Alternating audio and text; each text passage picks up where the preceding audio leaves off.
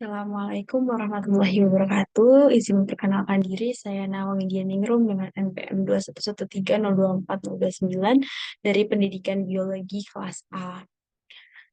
Pada kesempatan kali ini saya ingin melanjutkan presentasi mengenai hormon asam aksitat atau ABA. Hormon asam aksitat ini memiliki peran dalam mengatur respon tanaman terhadap kondisi stres atau memberi isyarat kepada organ tubuhan bahwa akan adanya keadaan rawan fisiologis, misalnya suhu yang ekstrim ataupun kekeringan. Hormon asam aksitat ini juga biasanya disebut sebagai hormon penghambat pertumbuhan dan perkembangan. Yang pertama, di mana hormon ABA disintesis. ABA disintesis di akar dan ditransport ke biji, lalu mengalami respon fisiologis berupa dormansi biji. Nah, pada dormansi biji ini melalui 3 tahapan, yaitu mitosis dan diferensiasi sel, pembesaran sel dan penimbunan cadangan makanan atau protein lemak, lalu selanjutnya ada pematangan.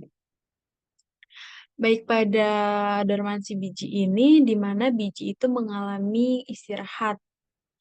Biji yang mengering dan keadaan dorman tersebut dipengaruhi oleh faktor lingkungan, misalnya oleh suhu. Suhu akan mempengaruhi rasio ABA dan giberelin.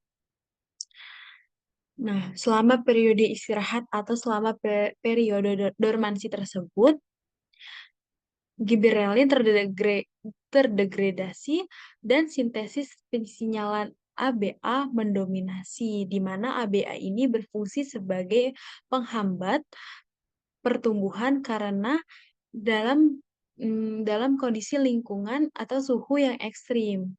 Sehingga selama transisi menuju perkecambahan, ABA tersebut mengalami katabolisme dan sintesis giberelin ini mendominasi. Interaksi antara giberelin dan asam aksitat ini dilakukan untuk menanggapi kondisi lingkungan, sehingga dapat menghasilkan siklus antara dormansi atau non-dormansi, di mana dorman ini mengalami istirahat, sedangkan non-dormansi itu germination. Baik pada menghasilkan siklus antara keadaan tidak aktif ataupun aktif, perkecambahan tersebut tuh dapat selesai ketika kondisi lingkungan yang stabil ataupun suhu yang stabil, maka ABA ini dapat selesai. Baik, selanjutnya ada pengaruh hormon asam aksitat kepada penutupan stomata. Asam aksitat itu disintesis di akar, lalu ditransport melalui silem, diangkut ke daun untuk mengalami proses fisiologi berupa penginduksian penutupan stomata.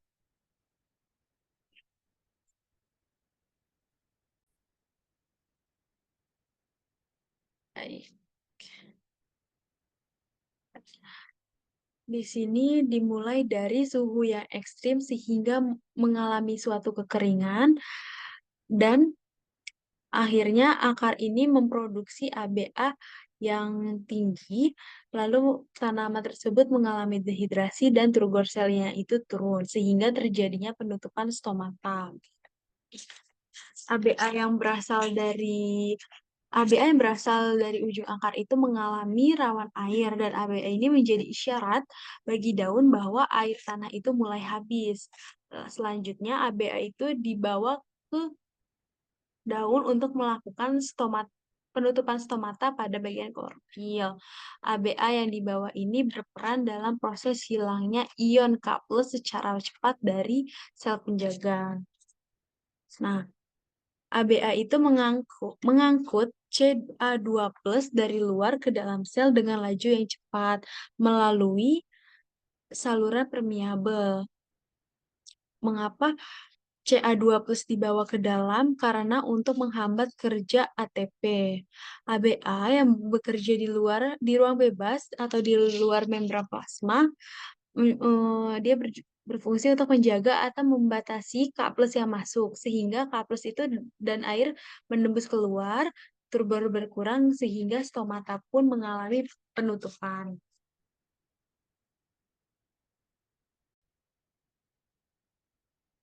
Baik, selanjutnya ada biosintesis asam absitat, di mana biosintesis asam absitat ini melalui dua jalur, yaitu jalur langsung dan jalur tidak langsung. Pada jalur langsung itu dimulai dari asam mevalonik yang diubah menjadi farnesil pirofosfat. Lalu pada farnesil pirofosfat ini dapat langsung diubah menjadi asam absitat dikarenakan sudah memiliki jumlah karbon yang sama yaitu berkarbon 15. Selanjutnya pada jalur yang tidak langsung terjadi di dalam karotenoid, di mana di dalam karotenoid ini terdapat senyawa yang berada di dalamnya yaitu senyawa violantin. Pada pada violantin ini memiliki jumlah karbon yaitu berkarbon 14, lalu mengalami isomerasi atau pemutusan rantai sehingga membentuk santosin, di mana santosin ini memiliki 15 karbon. Jadi pada santosin ini bisa langsung diubah menjadi asam absitat karena sudah memiliki karbon yang sama yaitu berkarbon 15. Selanjutnya, asam absitat ini dapat dinonaktifkan dengan dua cara, yaitu ada cara oksidasi dan konjugasi. Pada oksidasi ini, yaitu pengikatan oksigen sehingga dapat membentuk asam faseat dan asam dihidropaseat. Selanjutnya, yang kedua ada konjugasi. Nah, konjugasi ini merupakan yaitu penempelan glukosa pada gugus karboksil sehingga terbentuk asam absitat beta glukoliseter dengan ikatan ester.